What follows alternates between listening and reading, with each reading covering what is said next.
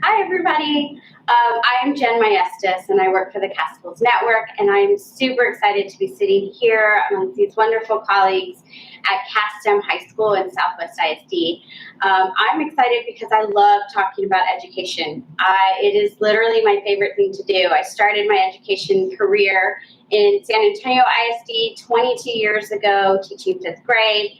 I've since been an instructional coach, an assistant principal, a principal, and now I'm the community and educator engagement manager for the CAS Schools Network, which is a really fun thing to do because I get to bring educators together to build some community and then just to tell their stories.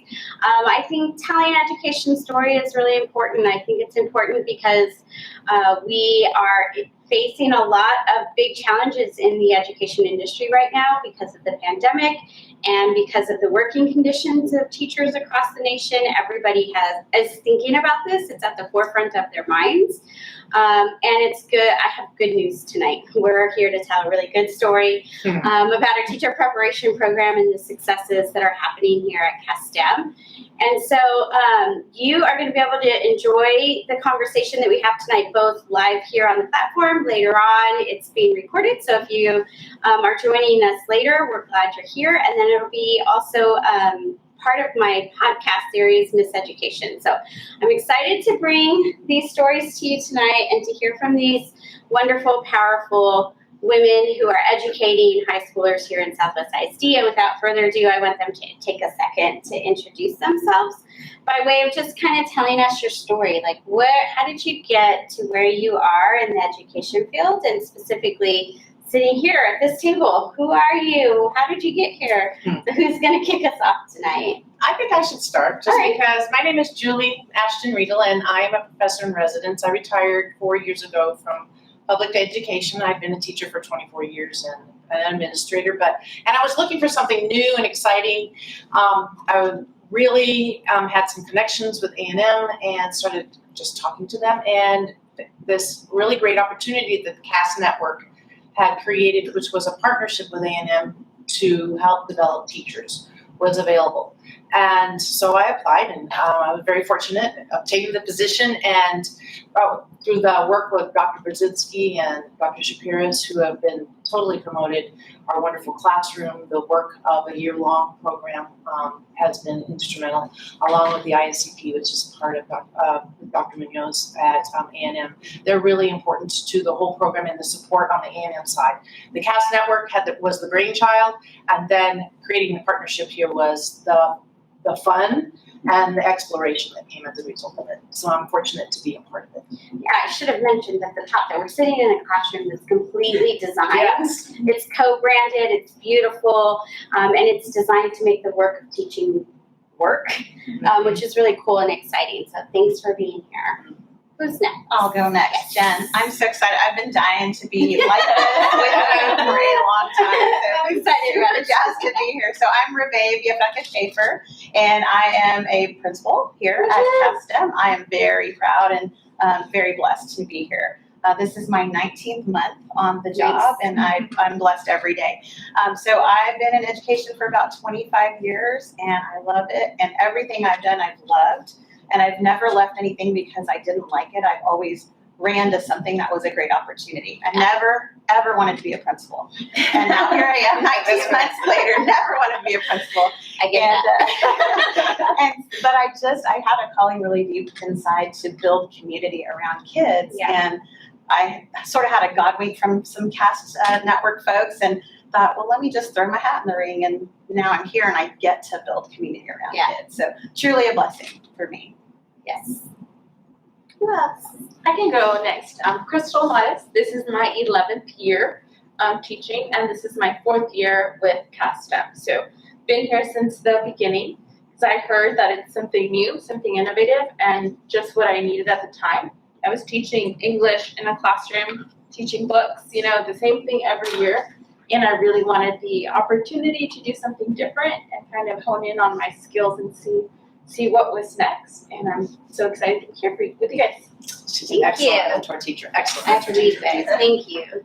My name is Bryanna Zamarron. This is my first year teaching. I've worked with kids for about 9 years now.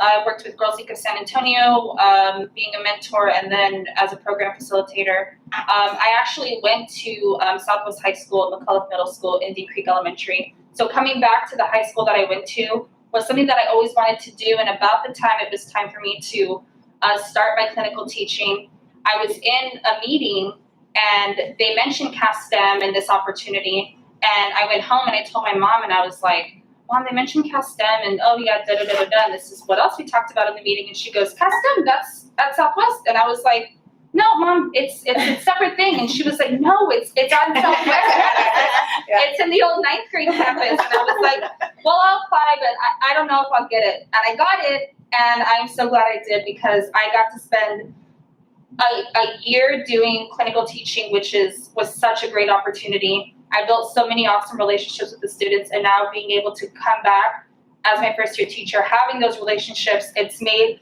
my first year teaching smoother than I thought it was going to be. Yeah. So that has definitely helped. So.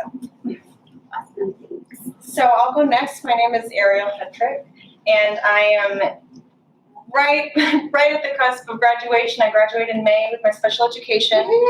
So I've been here at CASTEM for just under 2 years, and it has been a very long journey. I've been through a lot of education, a lot of trial and tribulations in my life, and my daughters, and building a better life for them, for us, and in one way or another, I've been in education for 7 years, whether it's, as a paraeducator, substitute teaching while I'm still in school, and then now this program has been really instrumental into first year teaching. What's to come, what's next year, it really gives me a solid foundation, what to expect, what I'm comfortable with, and I'm so excited. I'm so excited to be a teacher. I'm ready. That's what I can tell my fiance. I'm ready. Let's go do it. I'm done. I'm done with school. One of the things that's been really instrumental about this program is that it's really a 2-year program where they come in as field residents, and so they're here part-time, just kind of easing their way into it and getting to know the staff and working with me. And then the second year they're here full-time as if they are a staff member, but in training and in partnership. So that's one of the innovative ideas that's behind this. Yeah. I love that, and I love hearing you say you're excited to do this work. It's been a hard couple of years. It has And and it's easy to lose sight of like the exciting parts of teaching, but I do believe that minus the challenges we're currently sitting in, teaching is the absolute best job that you could have, and it's. I can only imagine what it's been like to be in the classroom during a pandemic. I can also only imagine what it's like to train teachers, to be teachers during a pandemic, particularly when we haven't necessarily been face-to-face instruction this whole time. So I'm curious a little bit about how your Texas A&M-San Antonio is approaching teacher preparation in general, but also specifically through this. And we keep mentioning this program or the innovation, but what we're really talking about is the partnership that CAST has built with Texas A&M-San Antonio to host teachers in residence. So if you are new to the conversation or don't know how teachers generally become teachers, it's usually the teacher in training goes through student teaching, which is just one semester on a campus. And so you don't have a long-standing relationship with the school that you are engaged in student teaching with, generally speaking, and it's short-term and you're not being paid and it's a lot of work. And so this is really different. This is a different approach, which is why it's innovative. So maybe this is a question for you, Julie, that just talk about what exactly is a teacher residency program? Well, it begins with, there's multiple pieces. First of all, you need students that want to come and try it. The second part of it is that I'm here about 50% of the time to provide support. I provide support for mentors, I provide support for the principal, and I provide support for students. And what has evolved out of that is that there's been a trickle-down effect, and this branching out of effect of how I can help build relationships across all facets of those relationships. That's number one. The second part of it I think I want to speak to is that the first year, as I said, you can ease into it. They have support. Then they get to know the teachers here, and they have the ability to, it's kind of trial by error, and it's a safe place. Yeah. And it's okay. Students also know that we're also a training ground, so they're very, very helpful. Very often teachers will say, thank you for being a part of my education in my very first lesson. And usually the kids are really great about cooperating. Yeah, they really are, are. So, and then the following year, it's a full year, and that's where our partnership with Ms. Shaeffer is so very important, and the mentors is that they are expected to be embedded in as if they are staff members, from swag to PD to going to duty. Making parent phone calls. Making parent phone calls. And often mentors will come to me and say, well, I don't know what to do with them. I say, well, you can ask them to make the phone calls for you and say, on behalf of Ms. Maestas, blah, blah, blah, and then this is the information. And it helps them build bigger and better skills. And in the meantime, we have our classroom where we can bring students in. And I've created some partnerships with some students in partnership with them in their teaching, where they also bring students in. So there's a whole lot of levels to it. Yeah. Exciting. It's exciting. very exciting, and it is really innovative. You know, you pointed out the classroom that we're sitting in is the classroom where you're teaching at the university class, and then you can go out into the hallways and go into the classrooms and put to work what you've just learned. So I know I'm sure people are wondering, like, how did you guys get invited to the table? Miss Principal here, obvious, right? Teacher here, obvious. But what is your connection to the program? Well, I have been mentoring since the inception of CASTA. So our very first year here, 4 years ago, I had 2 field residents in field 1, I think is the terminology. So I had them coming in and out of my classroom, and that was the first time that I ever had to share my space, which is a little bit terrifying because you have to learn to let go. So I didn't just have 1, I had 2 students under me. So that's when it started, and then they transitioned into year 2, which was the full-on student teaching. So by then I think I was a little bit more comfortable, and you get to know them and you get to build those relationships, and then the students tend to be a lot more receptive to them because they've already been here a year. Yeah. They already know who they are. So it is a lot easier for them to be comfortable. And then they're learning, everybody's learning, and I'm even learning. I know I went to Miss Riedel quite a few times. I don't know what to do. I don't know if I'm doing this right. How do I share my lessons? How do I give constructive feedback, right? I'm used to giving feedback to students who may not necessarily always want to talk back. So when it's about developing a teacher, and it's just interesting that I have to reflect on how I say things and to help them grow. So that's been my role. So I've now had 4 teachers or student teachers that I've mentored, and then I have 2 more this year. So I remember there was a time where I said, you guys have me to push. You're not pushing hard enough. Push them a little harder. Push the birds out, and they can fly. And I do you remember that? I remember that was in the summertime when it's like, I don't know what to do with them. Push them. Let them take over. Let them take over. And then they were like, oh, what if? What if, Well, and then it's terrifying, especially when I was teaching English 1. That's a tested grade, so we already feel that pressure, right? I need to perform, my scores need to be high. We want to represent the school, but then I have a brand new teacher that's learning how to become a teacher, and I have to let the reins go, so it's that freak out. But it's knowing that they are prepared. They're learning the content. Ms. Riedel's coaching them. I'm coaching them. They're prepared to succeed. And as a mentor, we have to learn to let go. Like I said, push them out, and they have flown. They're Yes, doing and amazing we things. speak the same language because we're always in contact. I think maybe on the student side, I think just there's so many layers that go into connecting my college coursework, what I learn in class, on paper and book, okay, this is what it's supposed to be like being a teacher, right? And then the real world, right? And what does this actually look like? And not only, okay, I have my toolbox of knowledge from the coursework, and then, right, field residency, let me just stick my toes in the water. What does it feel like? Okay, and I get comfortable. Yeah. And then it's clinical teaching, and I think that foundation is the image in my mind that I keep going back to is I'm creating relationships with students, with coworkers, with peers, and I'm learning on a professional level how things flow and manage. And it's, and sometimes I do just need to observe and sit back and Okay, and then other times I'm like rolling my sleeves up. Hey, how can I have a coach to go to debrief after this lesson, after a situation, and we talk it out. And sometimes it's okay. And I remember you spoke to me the first time we had a real conversation. You said, how would you handle the situation in your future classroom? And you stood there in the hallway with me and you really coached me, not as some scary principal lady that like, oh my God, but you were invested in me and you're invested in the school and the students and in the future of our community. And I saw that and it was so warming. And I think that's what sticks out to me the most is how supportive this program is.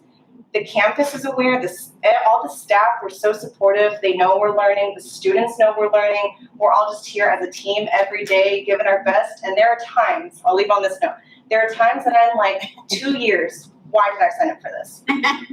Because it's rough, there are rough times. But at the end of the day, when the good days and it's the smiles on the students or, oh my gosh, girl, this day today was crazy and we just sigh and we walk out to the car like, this beats any other kind of life I could ever imagine. So, yes. Thank you.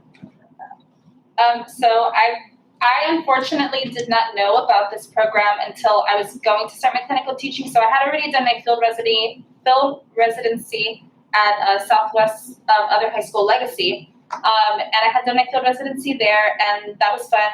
And I was probably more than likely going to do my clinical teaching there until this opportunity came up. So I was like, sure, I have no idea what's going to happen. I don't know what's going on. I get on FaceTime with her because we're in the middle of a pandemic. And she goes, you know what PBL is, right? And I was like, yes. And she was like, let me tell you what PBL is. And I was like, okay, I'm ready. And coming onto this campus and getting to know the teachers who have helped me understand what PBL is in the process and the kind of interactive learning that happens here at CASTEM and getting to build those relationships made the process smoother, like I had mentioned before, because something I had always freaked out about was a semester is not enough time to like build proper relationships with the students to where I can get like an accurate experience. And that my last year when I was clinical teaching, that was proper experience because there was good times, there was great times, there were some bad times, and I always had Miss Riedel here and I always had Miss Shaeffer there to back me up. I had the teacher that I was with last year, he was going to be out, and I was a little nervous about the behavior of one of the students, and I was like, I don't know if I could do this by myself, and they were like, no, you got this. Yeah. And I did, and I had it, and it was great, and it went well. So, that was just like one little instance, but they've always been there, and I have never, in the beginning I was a little nervous. In the beginning I wasn't getting like included in the emails. So I had emailed her and I said, hi, I don't know, I know this isn't the top of your to-do list, but whenever you're free, if you could add me. She's like, no, I'm glad you told me. I'm adding you right now to the email list. I am so sorry. Remember, you're one of our staff. You're just one of us. You're just like one of us. And that is how I have felt the whole time. I never felt like, oh, there go the teachers. No, we were included in every meeting and everything that was going on. So it was great. So Jen, you're really hearing about relationships. I'm getting all emotional right now. I can't even receive it right now. Like you're hearing the programmatic, right? Like we're talking about what it looks like to design. But what it feels like is we're all part of this family and this we're all part of the same quilt and we're all coming together and making sure that quilt is keeping kids warm. Like that is how it functions. Yeah. So and in a family you're gonna have good, bad, and ugly. And we're all not gonna be our best every day. But the reality of our abilities is that we spend 1 or 2 years together, ideally 2 years, together so that we grow together. So when I make mistakes, because I do, every human is human, right? I make mistakes and I can call myself out and say, sorry, Z, that was bad on me. Like, I'm going to fix that, but here's what I need to do different, right? Yeah. And so we can be honest and transparent and get a little further because we're all going to make mistakes. But what I think is so critical is that we function like a family. So as soon as we know who our 7 interns are, and that's the blessing, we have 7 interns, 14 hands that come to campus regularly. And so we have 7 other adults who are ready to help serve kids. The beauty of the experience is that in a pandemic, 14 hands makes all the difference. Because you might have 22 hands that are out. And that's the reality. Any given day. So that's a beautiful thing right now. But what we've been able to build, and Julie as the professor in residence, we know that there's always going to be a very solid foundation from A&M-San Antonio and ISCP right here supporting how we design, how we measure, how we know we're doing well, but we function like a family. And so if there's something that's a need, and if Ms. Maestas has a need and Julie's the right fit, Julie will talk to Crystal, right? If I'm the right fit, I'll talk to Crystal. Whatever is the need, we jump in where we need to. Yeah. But the beauty is that we can work with folks who love kids, who want to be at CASTM, who want to be a part of this. Julie treats it like a job interview, and so do I. I'm interviewing for 2 full years. Yeah. Now, the beauty of that for me is that that's a talent development Yeah. opportunity. What are right? you Absolutely. usually looking for as you're Oh my thinking through describe the ideal profile teacher that you're looking for when you're There's not a profile, but there's a feeling, right? So the very first thing I Character. want to feel is, absolutely, Character. synergy. Like, do they bring their best strength forward, and do they synergize with this family? If we can get synergy, I can train anything else. I can train you to be a better social studies teacher. I can train you to use, differentiated instruction in the ways that best meet kids' needs, right? But I can't teach, train, or create synergy. So I look for that first, and the beauty is that Julie and I are in alignment on vision and mission and in our strategy, and there's a whole lot of, invisible hand strategy going on all the time across the whole staff, but so we're in alignment all the time, and because we're in alignment when we're looking for the right talent to join this opportunity, we know both what we're looking for, and I we keep imagine the finding it. alignment is easier because you're in the same place every day. I It mean, if is you were harsh. back It is. at school and she were here, it would be harder to. We were virtual for the first We were, 8 months of yeah. our relationship. Yeah, actually, as it turns out, we actually worked together years ago Oh. when I was a principal, and she was I was at Region 20. She was at Region 20. Because I remember thinking, I don't know. But there was, of course, the idea of this inclusivity that's really important. The idea that we are all for the same mission of the PBL and what that looks like. The understanding of what that looks like. The growing that we had to do from the beginning, even with Crystal, of what PBL was going to look like. How ELAR was going to connect in a STEM school and how we were going to make that work was really important. I think the other thing is to be really open and honestly always looking to see where we need to grow and where we can add and what I'm always thinking, okay, there's a hole there. We might try this. This would be good. We even have a research project going on with students who are going to be researching the validity of this work. And they're creating the work, the research themselves, and they actually have that mindset that not only does my position and this program help us, it helps them, and it's trickle down to them. Yeah. And they And then they recognize that. stay in school. When they recognize it, that was key. That's one of the pillars that casts is student voice. And so when you give students the opportunity to tell you what they're really thinking and how they're really learning, everything starts to shift.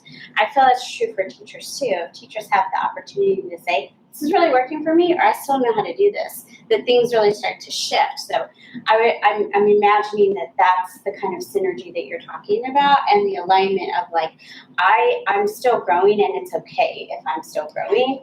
And we've had a couple of students who said, this is not for me. Yes.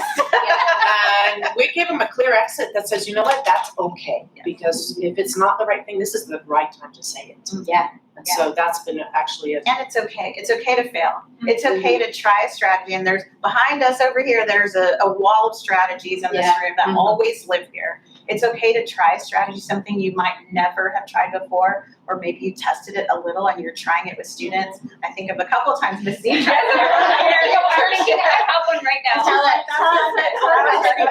So last year, the other clinical teacher and I, we wanted to do, it was getting ready to be finals, I believe, or a testing season, and I was like, we should do a day where the students get to pick their own schedule, and it was a hot mess from the beginning. And I told Miss Riedel about it, and she was like, you got this. And it was a hot mess. I told Miss Shaeffer, and she was like, you got this. And I was like, okay, so day it of, really wasn't on this. the attendance lady comes to me and she goes, do you have all the names of where the students are going to be so I can take attendance? And I was like, so I run to the employee break room and she's like, helping me type up names. And so we're typing names. I finally catch breath, and then I'm like, okay, I have to go pass up these schedules outside. So I'm standing outside, and here comes Miss Shaeffer. And I'm like, oh my God, she's going to shut me down. The kids are in a huge huddle waiting for me, all the students, waiting for me to give them their schedules for the day. And she's walking. I was like, she's going to shut it down. She's going to say, nope, this is a fail. We're shutting it down. she comes to me and she goes, okay, what do you need me to pass out? I Love was it. like, oh, okay, yes, I need you to pass these out to these kids. And both of them were hands on deck. Instead of like, no, we got this, this is failing, let us take the reins from you. They were like, no, you got this, where do you need us? And I was like, ooh, that was not the response I was expecting. I was expecting both of them to come to me and be like, shut it down. Shut it down. They were the boss. You clearly were the boss. We were not the boss. We made you the boss. And they let me, at the end of the day, I just like went home and I went straight to sleep. I was so exhausted. I was so drained. And there's even footage of me rushing with the podium, like trying to run everywhere, tripping and falling over the podium and breaking it, almost breaking my laptop. My ankles were all bruised up. And it was just the most stressful day. And not once did they say, okay, this is too much. You can't do this. They were like, where do you need us? How can we support you? What do you need us to do? That's the best support. That was the best support. And that was super encouraging because then from that point, I started a club with the kids where we did activities and did events for the school. Held them here. Yes. And we did all sorts of activities. And then this year, I brought academic decathlon to the school. And we just actually had our last competition last week. So before, when the students were running down the hallway screaming, it's because we got the results in. So She's anxiously waiting. I am, but without that year-long time, I wouldn't have been able to build the relationships with those kids or even have, I feel like any other principal, maybe, I don't know, might have been like, you can't do anything like that, you're not a teacher yet. That's kind of how I felt, and that's what I thought was going to happen. But they both had my back the entire time. I was like, thank God. Because I thought it was a hot mess. From the outside looking in, I was like, this is not it. But imagine that same story from this perspective of a student, right? And having a student have the opportunity to see somebody learning and to see somebody with a productive struggle gives them permission to productively struggle with something. Absolutely. And then it also, I can only imagine that you support your students like that when they are productively 100%. struggling, where it's like, I know you're not there yet, but what do you need me to do? 100%. Point me in the direction that you need support in, and that's the way I'm going to move. Exactly. So I think that is really incredible. Yes. Yeah, and it's also about that growth mindset. It's about Yeah. lows and grows. Right. It's never about you didn't do something right. It's always about this part of it went really, really well. Where do you think you can grow? And usually they can name it. And I feel like that's true for all of us, right? I know when I mess up. I don't actually necessarily need somebody to tell me when I mess up. Like, I literally know when I have messed so up. are we going to just can it, or are we going to say, what are we going to do to make it better? Exactly. Make it better. Yeah. And so that's really where we all come into the same, again, it goes back to that same language. Yeah, for sure. And then we have really exciting opportunities we're actually going to pilot a Yeah. TPA. She's working on one right now. Wait, It's a explain portfolio. it. What is Yeah. you said A TPA. Well, Okay. we have a colleague, her name is Dr. Moody, and she is assisting with the TPA at A&M. Not only that, the TPA is a portfolio-based assessment that's going to replace the PPR. The PPR is a test that teachers have to take before they So graduate. that's for their actual teaching certification. They're Yes. taking this test, right? And they have to create a portfolio, and they have to video themselves. And they have to write the lessons, and they have to write the assessments, and it's pretty heavy. Yeah. It's a pretty heavy lift. It is a heavy lift. Yes, thank you. And it's going to make them superior teachers. Sure. So in partnership with that piece at A&M, I have become very involved in with it because I see how it really piggybacks off everything that we're already doing here. I talked to Ms. Shaeffer about it. She said, let's do it. And I said, okay, I got to tell them. I said, go ahead. Go ahead and tell them. I got to tell them. And I said, we're going to do it. And they said, okay. Just take a deep breath, Ariel. There was one day where I know they were going to tell me no. But at any rate, we did a little forcing. Yes, so I'm so excited that you're going to do it. So they are, and it's where Texas is going. I'm sure of it. And we are super excited about their work that they're doing, and it's so nice that they're here at CASTEM being the pilot. Yeah. So that's just another add-on. That's really exciting and brave. That's Right. brave. I mean, I feel like teaching in general is an act of bravery. Yes. Every day. Every day. Every day. You wake up and you have literally no idea what's going to happen during the day. So Yeah. I do applaud you showing up in that way.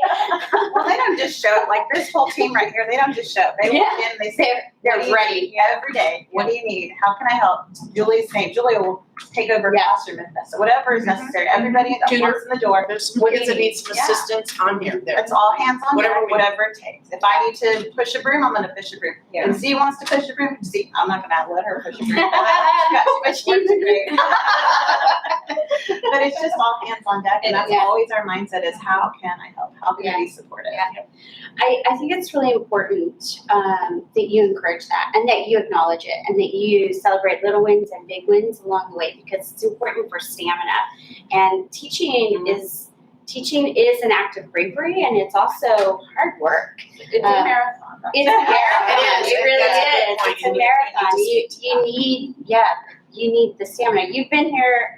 You've been teaching 11 years. Yes, and I've been here for 4, so I feel like I've seen all the things. But everyone's excited in the summer, right? We have our summer bridge. We bring in freshmen. We do our PBL planning, our curriculum planning. So we're already kind of getting warmed up to go with that marathon metaphor. In the summer. So when we get started in the fall, we already have the expectations for what needs to get done. I don't know of any staff member that is just sitting back, letting everybody else handle it.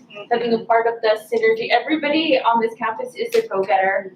Everyone has that growth mindset, right? When PBL didn't really work the first time, we reworked it. We made it work. We reflect on what went right, what didn't go right. What did kids like about it, right? Yeah. What is it about PBL that Student voice. that the students want? They get to choose their topic. So I think that's really important, and it helps keep us going, right? We're not doing the same thing every year. We're not getting bored with what we do. I think that's part of what gives us our different energy, because we're able to keep growing. We're not stagnant.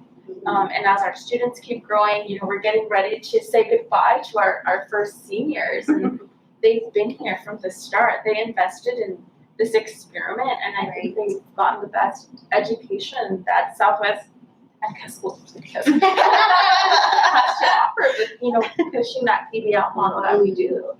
I think any kid can go up and explain what we do and truly feel passionate about the experience that they've got. And they'll wow you with what they know because of people like her and them who make that happen. She's really encouraging. I'm going to go back to what I said at the top, which is like, it's a hard time right now for education, the industry of education, and I feel like the media and the stories that we hear most often they can kind of be steeped in doom and gloom, And although I acknowledge like that things are hard sometimes, it's like you said, sometimes they're hard, but we're go-getters and we care immensely about what's happening in the lives of the students that we're in front of every day. And so I want to leave tonight with this question. It's like, what do you wish everybody knew? What's the one thing you wish every single person knew and understood about education, the field of education? I think for me, it's at the end, it's all worth it. And if you're a people person, I'm a people person. I worked in a cubicle before, and I absolutely hated it. Could never do it again. Could never be in a cubicle. I'm sorry, but I'm a people person, and the kids, the relationships I built with them, how much they're invested in my own life. I came back from Christmas break, and they were like, "Miss, I heard you got engaged. Can you show us the ring?" As soon as I walked the door, I'm like, wait, can I get in before I show you guys anything? Can I walk in the door first? That at the end of the day makes it all worth it. And the day that it's not enough for me anymore is the day that I leave, and I don't see that like in the foreseeable future. Yeah. So. Yay. I love that answer. I think mine aligns pretty similar to that. I feel like it's hard. What initially comes to mind is that I want people to know it's hard. It's hard work to be a teacher and to be in your day in and day out with so many people. There's so many people. But I think, I think about the pandemic and being online and my own kids in our community, let alone, peers, and everybody's struggling. And when it's hard, I can very easily just look at the joyful moments, and when I love working with the whole student, right? Social emotional learning. Well, we're in music club and these kids are jamming. They haven't, after COVID pandemic, distancing, and they're just in a room together making music, or esports, and they're logging in and they're chatting away. And these are students they don't make a peep all day in school. And then suddenly they won't stop talking and they're blooming, and I'm just in the corner like witnessing and loving it. Like it makes, like you said, it makes it all worth it. The hard days are gonna be hard, but that's with any job, anywhere in the world, anything you can do. So it's totally worth it. That's really complex. I'm ready. Well, mine is about relationships and the thrill of challenge, taking all the puzzle pieces of things that I have learned and hopefully being able to share them to make a better place. But most definitely the challenge, not a challenge that you can't overcome, Right. but a challenge that I can help make a better place and feel good about what I have to contribute, and know that I always want to learn more. I'm learning when the pandemic came, it was like, okay, how do I put them in a breakout room? Okay, and then I learned they were saying, you're on mute, and then they would say, oh, I forgot do you remember Miss Riedel? And we said, what button? And then learning together in that aspect was actually pretty, I was really grateful for. Yeah. But again, it's a challenging, complex world.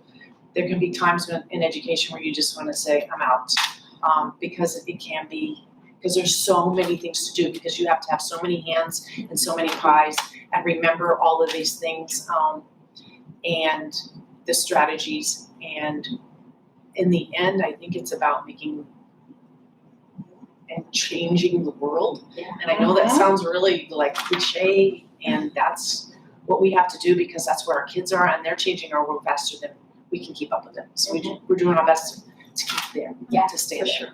For sure. I'll say that. I don't think anybody truly understands how exhausting it is Yes. and how we can function so well being so tired. But like everybody said, it's worth it. It's the energy bus. When I think about the kids have been putting together the yearbook, I'm also the yearbook sponsor. So every year our yearbook just gets better and it's full of memories. And I look at it, I was like, oh my God, remember? Look how little you were. Like your first PBL, you were so scared.